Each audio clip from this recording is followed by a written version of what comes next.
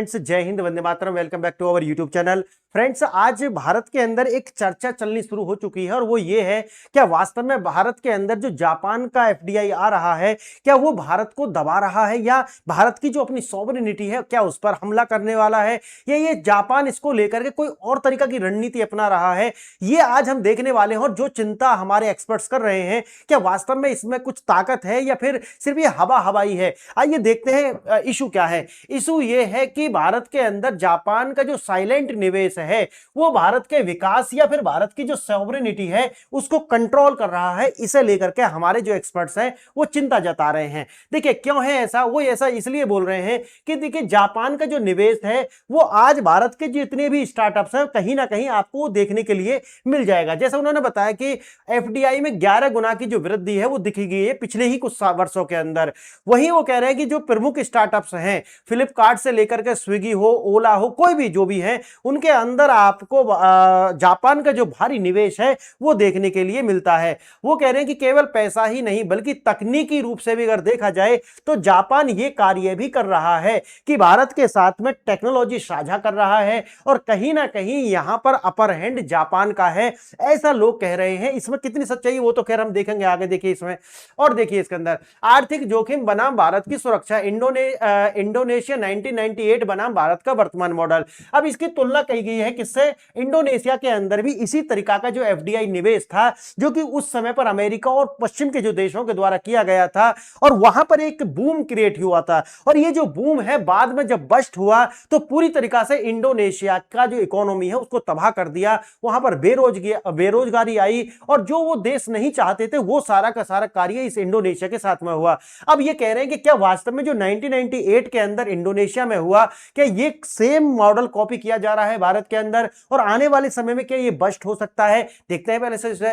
देखिए भारत की जो वर्तमान स्थिति है वो जापान का जो ऋण है, जो हमारे पास में जो कर्ज हो रहा है, इसे लेकर के वही स्थिति से कंपैरिजन कर रहे हैं। लेकिन सत्यता क्या है वो तो मैं आपको आगे बता दूंगा। देखिए अल्पकालिक लाभ के बजाय हार्ड असेट्स का निर्माण, जापान का पैसा अस्थायी फैक्ट्रियों के बजाय लंबे समय तक चलने वाले इंफ्रास्ट्रक्चर में लगाया जा रहा है। अब इसको लेकर के जो काउंटर आइडिया निकल करके आता है, जो दूसरे लोग कहते हैं वो कहते हैं कि देखिए जापान इंडोनेशिया के अंदर जो पैसा लगा था वो हॉट मनी की तरह आया था, लेकिन भारत के अंदर जो पैसा लग रहा है वो ग्रीन प्रोजेक्ट्स के अंदर लग रहा है। कहां पर लग रहा है? ग्रीन प्रोजेक्ट्स के अंदर। मतलब ग्रीन प्रोजेक्ट ऐसा है कि जो बिल्कुल बिल्कुल स्क्रैच लेवल से डेवलप किए जा रहे हैं, वहां पर जापान का पैसा लग रहा है। ये ऐसा नहीं है कि ये आज आया और अगर कल किसी तरीका का क्राइसिस होता है तो ये ड्रॉ करके यहां से निकल जाएगा और भारत का मार्केट क्रैश कर जाएगा। ये दो दूसरे जो लोग हैं वो यही इसके लिए काउंटर आइडिया दे रहे हैं कि देखिए इसकी जो तुलना है वो इंडोनेशिया से करना कोई उचित नहीं है। क्यों है? देखिए वो तो मैं आगे बताऊंगा आपका। निजी पूंजी बनाम सरकारी नियंत्रण,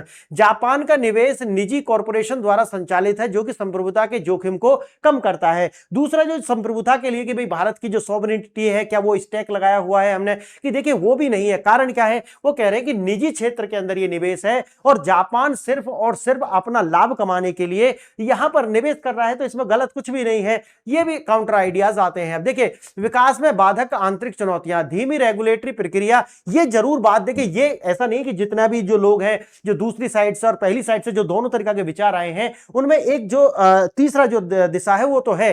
भारत के सामने जो ये पैसा जापान से भी आ रहा है, जो भी एफडीआई आ रहा है, उसके समक्ष एक चुनौती है। क्या चुनौती है? चुनौती यह है कि भारत के अंदर जब भी आप निवेश करते हो तो वहां पर एक प्रोजेक्ट को स्टार्ट करना अपने आप में लंबी प्रोसेस है। जहां पर अगर आप चाइना के अंदर देखोगे तो ग्रीन प्रोजेक्ट स्टार्ट करने में 36 माह का समय लगता है, 36 मंथ का, जो कि ग्रीन प्रोजेक्ट है।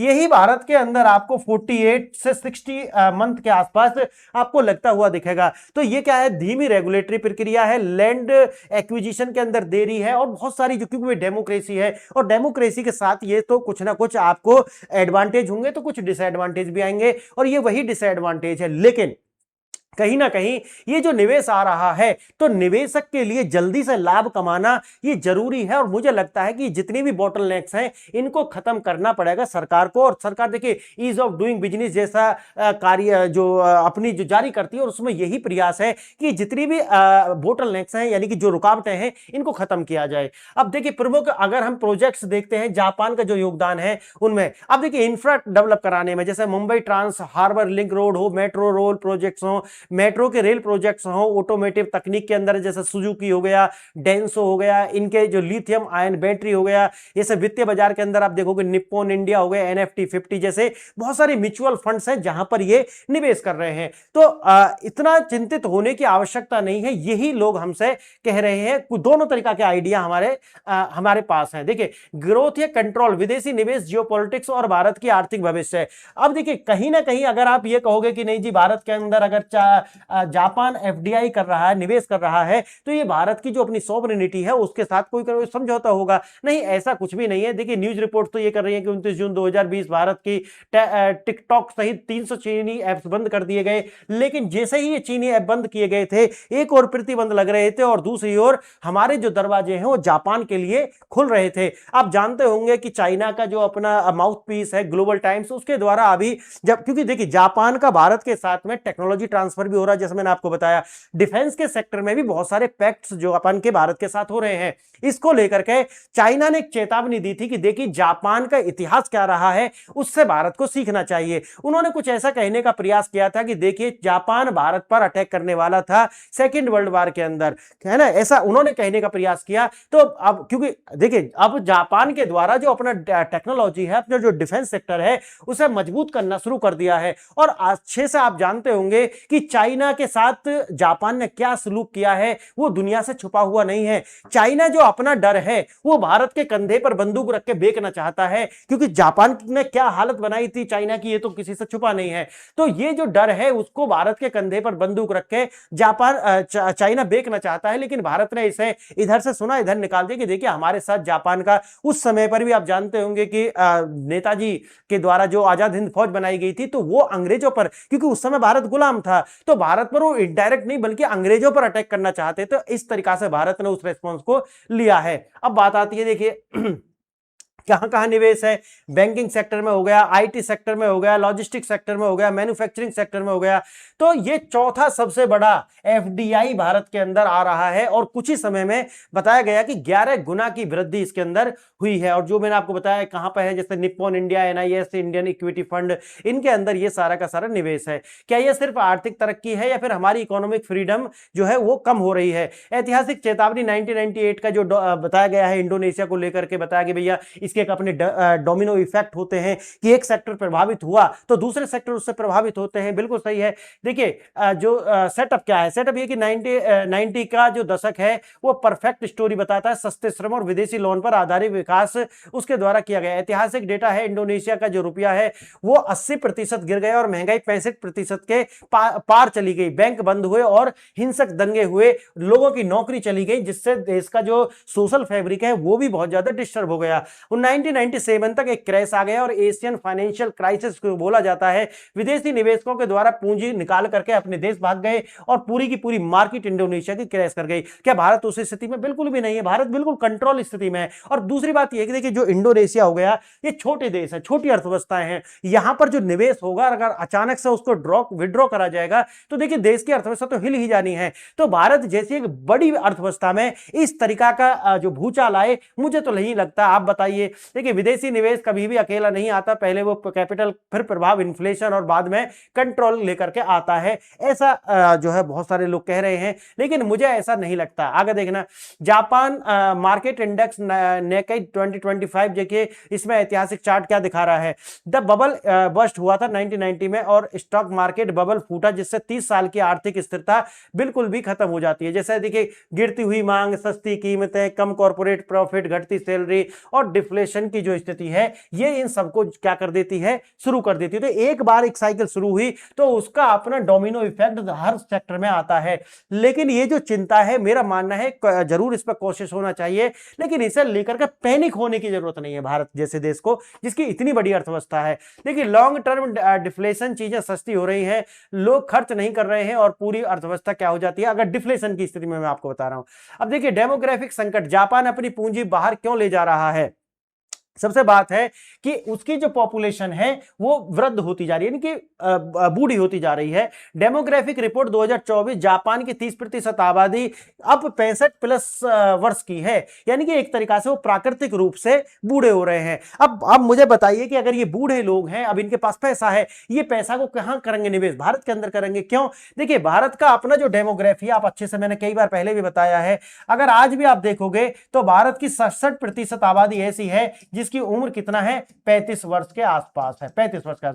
भारत वो देश है जिसमें हर वर्ष 2.5 करोड़ से ज्यादा वर्क फोर्स ऐड हो जाती है, जिसकी उम्र कितना है, 25 ईयर। कितना है? 25 ईयर। अब मुझे बताइए कि एक ऐसी मार्केट जिसके पास में इतना यूथ है, जिसके अपनी कंजप्शन हैबिट्स बिल्कुल अलग होती हैं, इनका अपना जो मार्केट है वो बिल्कुल ही अलग होता है। तो भारत की जो मार्केट है वो बूम कर रही है और यहां पर हर निवेशक चाहता है कि वो निवेश करे और प्रॉफिट कमा करके अपने देश लेकर के जाए। तो बिल्कुल जापान वही कार्य कर रहा है। तो ये भी बात सही है भाई, अगर उनका जो श्रम बल है वो सुकड़ रहा है और भारत के अंदर अगर आप देखोगे तो वो निवेश करके सिर्फ लाभ कमा रहे हैं, तो इसे मालिशियस इंटेंशन से ना देखा जाए, बल्कि ऐसे ही देखा जाए कि जापान आया, जापान ने निवेश किया और उसने लाभ कमाया और यहां से चले गए।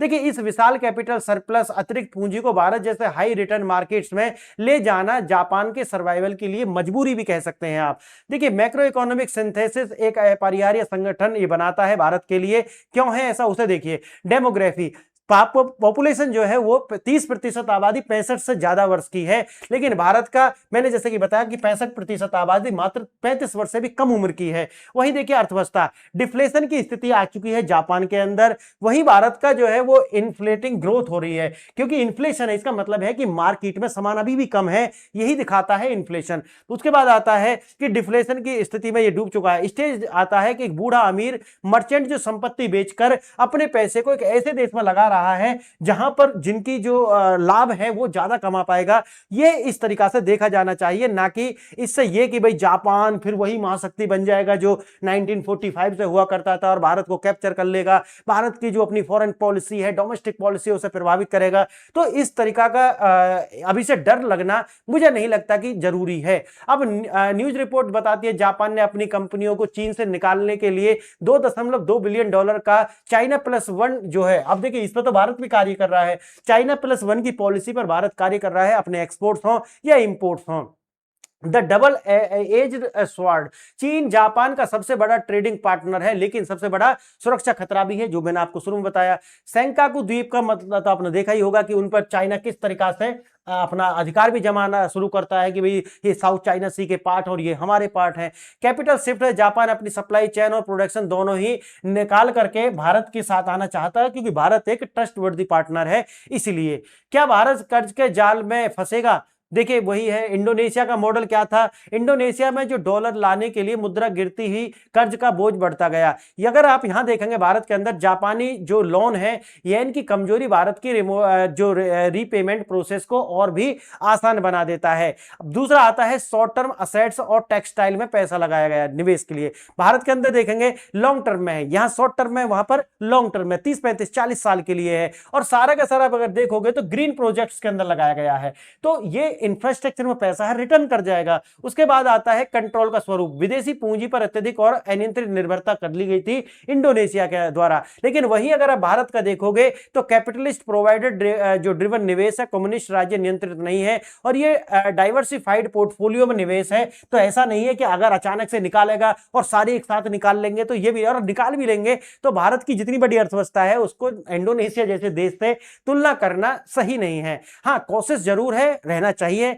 लेकिन इससे बहुत ज्यादा पैनिक होने की आवश्यकता नहीं है। 1958 का एक उदाहरण है कि जो बॉन्ड कैपिटल जापान बतौर टेक्नोलॉजी एक्सप्लोरेटर के इस तरीका से कर रहा है। देखिए 1958 में पहला जापानी सॉफ्ट लोन ओडा प्राप्त करता है। Automobile Maruti Suzuki efficient engine जो है वो बनाए जाते हैं। पब्लिक ट्रांसपोर्ट जिसका तकनीक से दिल्ली मेट्रो का निर्माण होता है। बुलेट ट्रेन ये MTHL, ठीक है, ये लॉन्ग टर्म में लेकर के हम जापान के साथ में हमारे प्रोजेक्ट है। वर्तमान में भारत में लगभग 96 प्रमुख इंफ्रास्ट्रक्चर प्रोजेक्ट जापानी फंडिंग से चल रहे हैं, जो भारत की सिस्टम कैपेसिटी को बढ़ा रहे हैं। और देखिए जब हम बात करते हैं कैपिटल इंफ्रास्ट्रक्चर, तो ये जो इंफ्रास्ट्रक्चर के अंदर आएगा तो ये रिटर्न करेगा। देखिए लॉन्ग टर्म के अंदर हम कर रहे हैं, और जापान के जो हमें मुद्रा मिल भी रही है तो बहुत ही सस्ते ब्याज पर मिल रही है, तो इसको लेने में कोई बुराई नहीं है। हाँ, जरूरी है हमको सचेत रहना होगा।